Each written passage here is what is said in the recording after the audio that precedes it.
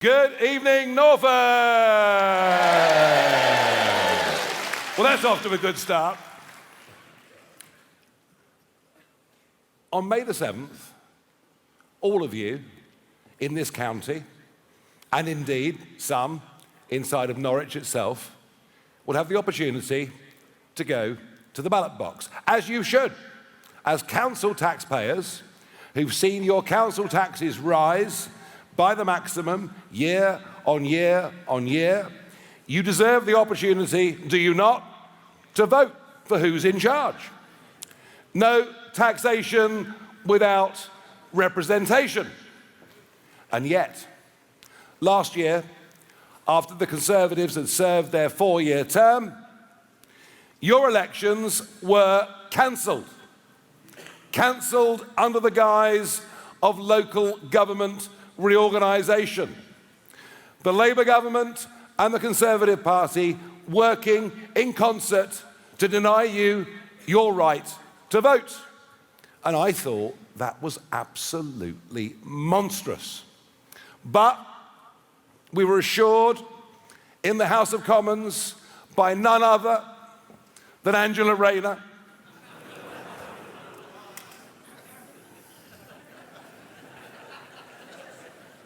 stop it. We were assured by Angela Rayner, don't worry, it's only a 1-year delay. And what happened this year? This year the Labour government said to local councils, if you want to delay the elections, you can. And for the 2nd year in a row, the Conservative leadership of Norfolk County Council opted to deny you the vote again. The weasels. And I thought, this isn't good enough. This just isn't good enough. We're not going to have this.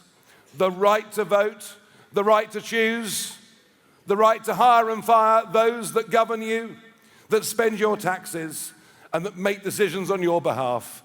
Our right to make those decisions is something, frankly, we fought 2 world wars for, and I'll be damned if I am not going to fight.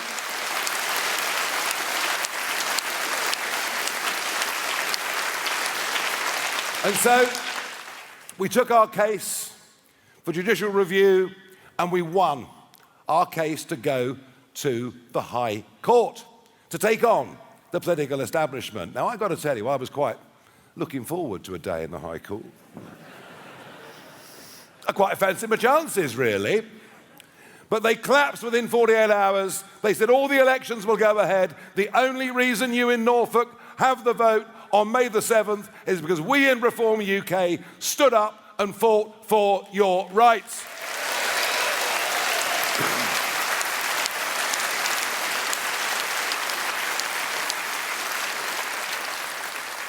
And just have a look at our current political leadership. Have a look at our Prime Minister, Sir Keir Starmer. Already the most unpopular Prime Minister in living memory. A man who clearly believes in absolutely nothing other than what is on the piece of paper that he's given. And I couldn't believe it. On July the 5th, 2024, he'd known for a year he was going to win the general election. And he went out into Downing Street at 11 o'clock in the morning to give his victory speech, which lasted for 9 minutes. And he walked out with a sheet of paper, puts it there, you see, and says, we've won a great victory.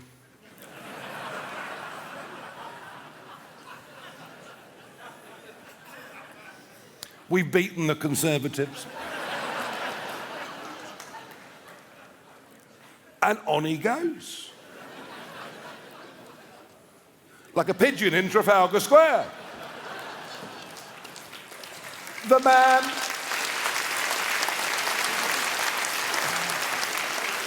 in 9 minutes, he looked at his notes 158 times. That tells you all about him. I may not be perfect, but I'll speak to you tonight for 30 minutes without looking at a single note, because I know what I believe in, and I've had enough of this country going down the drain.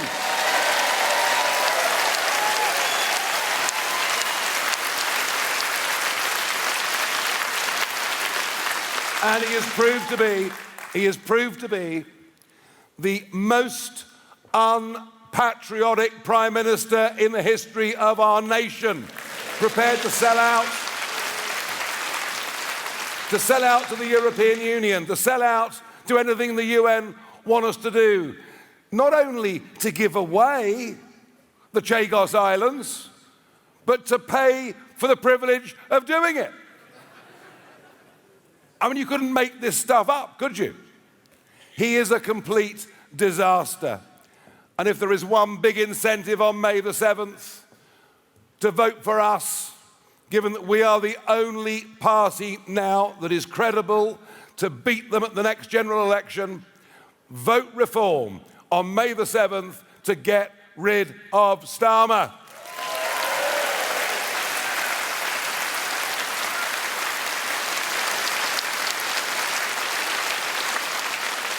Not that the Conservatives in office were any better. Now look, the Americans and the Israelis decided they would go into a big attack on Iran. Whether that was the wise thing to do or not, time will tell. My own view is that if it stops the Iranians getting a nuclear weapon, it will have been worth it. But our relationship with America is vital. Without America, we are utterly defenseless in every single way.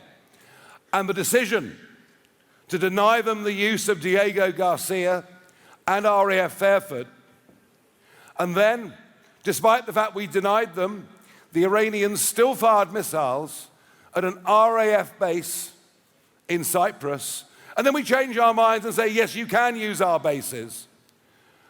We've damaged our relationship with America, whether we agree with their actions or not.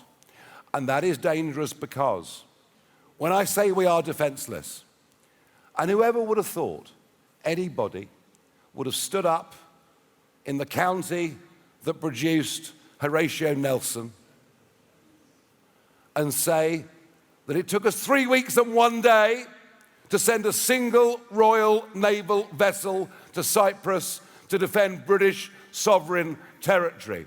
Our armed forces hollowed out by 14 years of Conservative government, and our armed forces showing no prospect under this Prime Minister of getting any more support. In fact, there are currently 242 former soldiers who've served in our special forces who are facing prosecution for what they did, acting under orders in the name of the Queen. And this Prime Minister has aided and assisted those barristers who wish to bring down the reputation of Britain's armed forces. And I say, not only must we rearm, not only must we do our bit to be respected and perhaps slightly feared on the world stage, but we must stand up and support military veterans who've done what they've done for our country.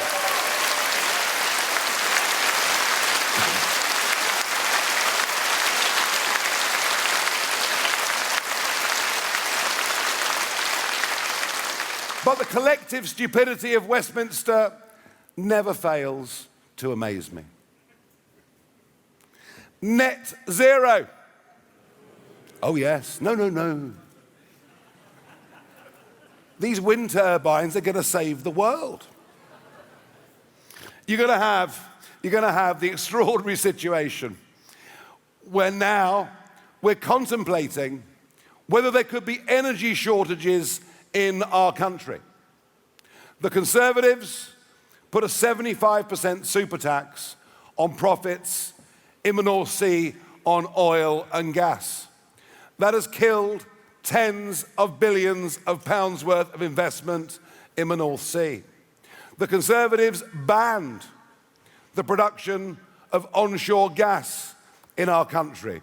The Conservatives wrote net zero into law without even a proper debate in Parliament on the subject, because everyone agrees, don't they? Everyone agrees that if we decide to commit economic harry-carry, that somehow everybody else will follow us. Well, you know something? On the other side of the North Sea, Norway are rather more grown up than the rest of us. And even if there are new technologies that can produce power, we're going to be using oil and gas for the next 30 years at least. Last year, the Norwegians started 49 new drill sites in the North Sea in exactly the same fields that extend into our territorial waters. Have a guess how many drill sites we launched last year? None. A big, round none. And our message, given that there are now 10 billion barrels, think about that, 10 billion barrels of untapped oil and gas in the North Sea and onshore, we should not be reliant on energy coming into Britain from all over the world. We should be self-sufficient. We should be an energy exporter, and we will, in Reform UK, start to produce our own oil and gas in Britain as a beginning to lower prices for everybody.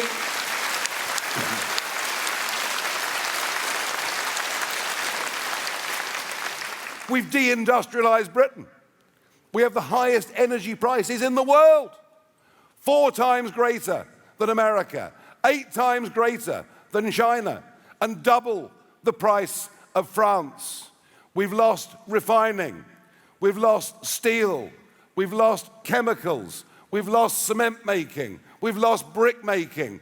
Industry after industry has closed down in Britain, moved off to India or elsewhere, and guess what we do? We import the goods back into Britain. We will pursue a policy of reindustrializing our country, producing what we need here.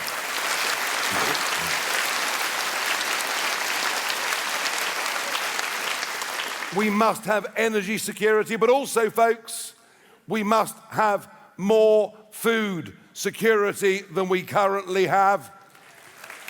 And the attack, the assault on rural Britain and our farming community has now reached a level that, frankly, is depressing and upsetting. One of the reasons that people love our countryside all over the world is because of the families, both large and small, who've shepherded and husbanded these landscapes for centuries. The Labour Party's vicious attack on the family farming community with the farms tax is something we will reverse in its entirety.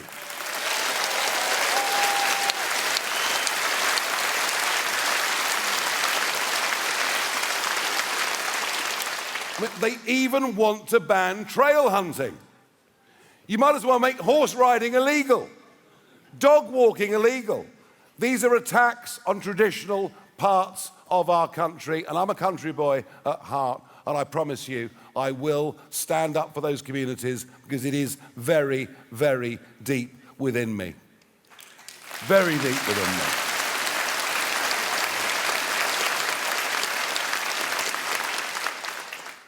But the biggest and most fundamental mistake that has been made in our country is the attempt to close down any debate about immigration and culture. And just think about this. By the way, I know this because I've been abused for 25 years for daring to even raise the subject. But think about this. From Windrush in the late 40s, through the 50s, through the 60s, through the 70s, through the 80s, through the 90s, until Blair came to power, net migration into Britain averaged 30,000 people a year. All right? Think about that. 30,000 people a year, net migration, for effectively becoming ghettoized and unrecognizable as being British in any single way. But if that wasn't bad enough, then the Conservatives took power. And Boris Johnson, on the back of a Brexit vote and a country that had left the European Union, opened the doors to a further 3.8 million people, of whom only 20% had work permits. Many of the rest, most of the rest, are going to cost us untold tens of billions in years to come. But the money isn't the worst of it. The worst of it is we now have communities in which religious extremism is allowed to flourish, and yet anyone that dares speak against it fears a knock at the door from the local police force.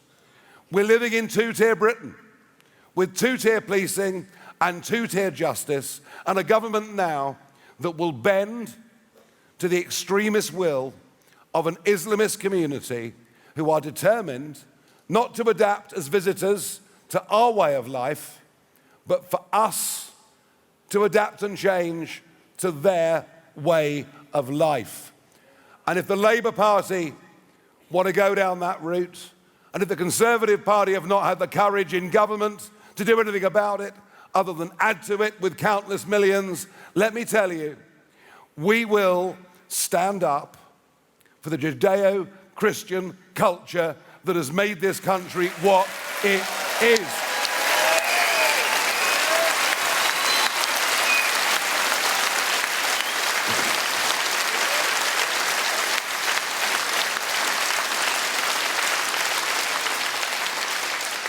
I came back into politics 20 months ago. I spent a quarter of a century fighting to get us out of the European Union, to be free to make our own decisions. And how interesting what Robert Jenrick has said today about air taxes, of course, was something we couldn't change as members of that union. And I thought my work was done. 31st of January, 2020, Parliament Square, 100,000 people, big party afterwards. Might have had a couple of drinks that evening, I can't quite remember. And my work was done. And I was off doing other things, in particular, working hard for GB News, a job that I loved, absolutely loved. But I've come back into politics because I fear that we are not many years away from our collapse in society, from being so great that, frankly, it will become irrecoverable. And yet I know that out there is still a solid, silent majority that wants to stand up for the values of this party, of family, community, and country. And what we have to do is to mobilize and unite that silent majority behind us. May the 7th is the biggest single electoral test that we'll face between now and the next general election. If we win here in Norfolk and elsewhere on May the 7th, we'll be on our way to winning the next general election, and I know it won't be easy. The challenges that we face are so many and so varied, and in some cases, so entrenched. But what we offer people is one 4-letter word. Not that one. Anyone guess what that word is? Hope, hope, hope that we can stand up for the right fundamental values and turn Britain around.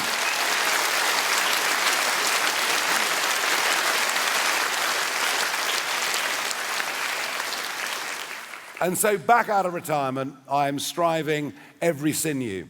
I'm visiting the country week after week, day after day, speaking to crowds like you, of ordinary folk that have given up your evening to come and hear what we have to say.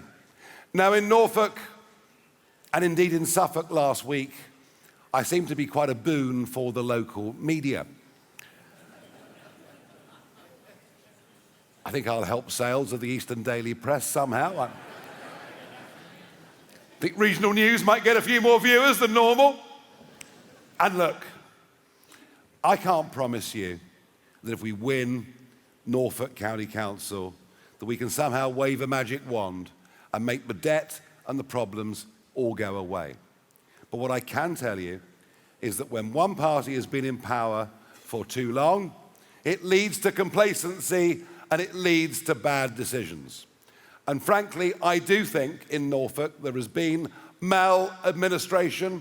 They don't want to hear it, but we'll stand on our record of the 10 English county councils that we won last year with overall outright majorities, where we've managed already to cut £300 million of excessive expenditure.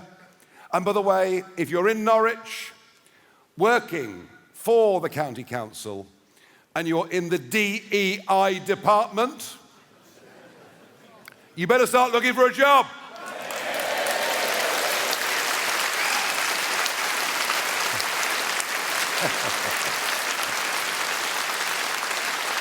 But what I can proudly say is that our council tax rises in our 10 councils are lower than the counties run by the other party. What I can promise you in Norfolk, if we win, we will keep your council tax as low as we possibly can as council taxpayers.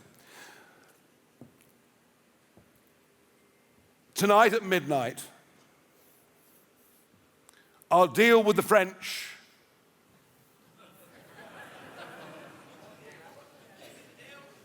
to stop the boats expires. Now, Starmer is better at stopping boats than you think. He stopped me going to the Chagos Islands, and he stopped the Royal Navy getting to Cyprus for over 3 weeks. But when it comes to the Channel, we have given the French, over the last decade, £800 million to stop the boats. That money has been completely and utterly wasted, yet from midnight, they want another £365 million. This Prime Minister was elected saying he would smash the gangs. No, Boris said stop the boats, Rishi said stop the boats, but no, I'm going to smash the gangs. He's so inspiring, isn't he?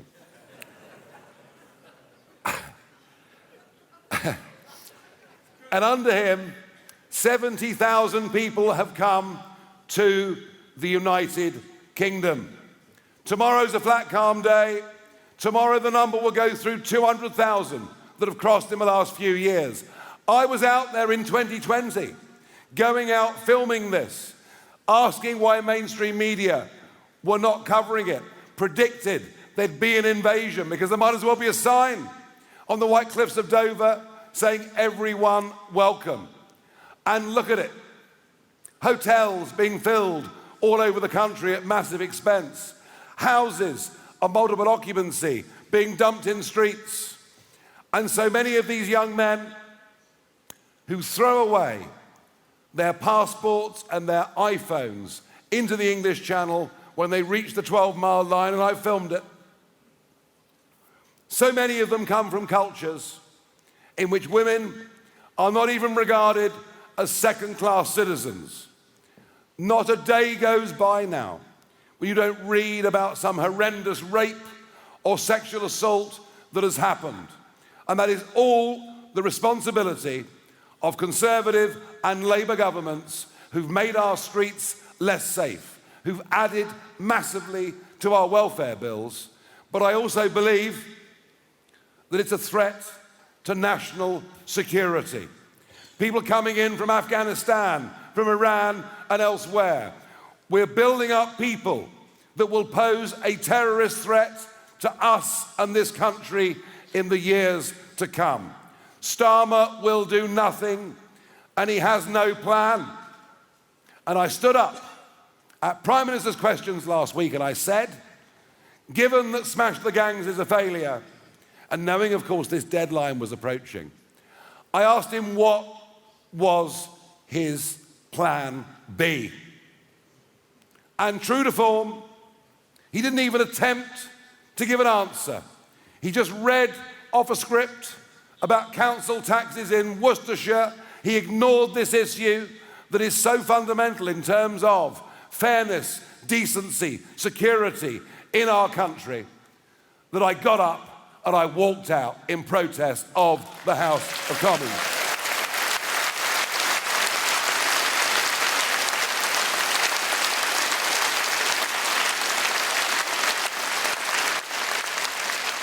We will only deal with this question if we're prepared to stand up and accept that the order that was put in place nearly 80 years ago is now not fit for purpose. We will clear the barrier to detention and deportation, as the Australians did back in 2012.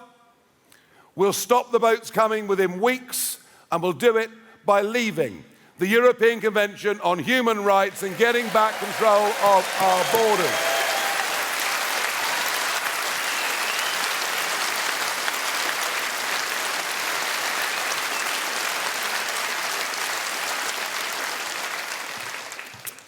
So I return to the question of the silent majority.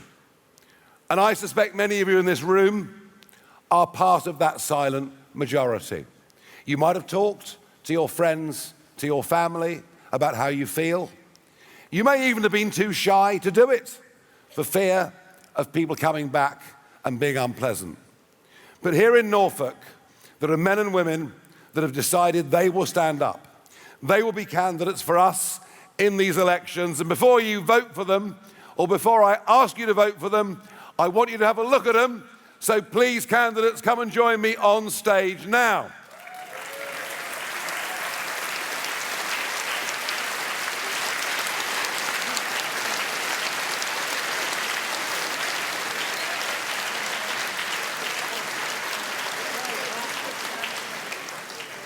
Now, as they make their way up onto the stage for our little finale, and you'd expect some pyrotechnics from us, wouldn't you? I mean, come on.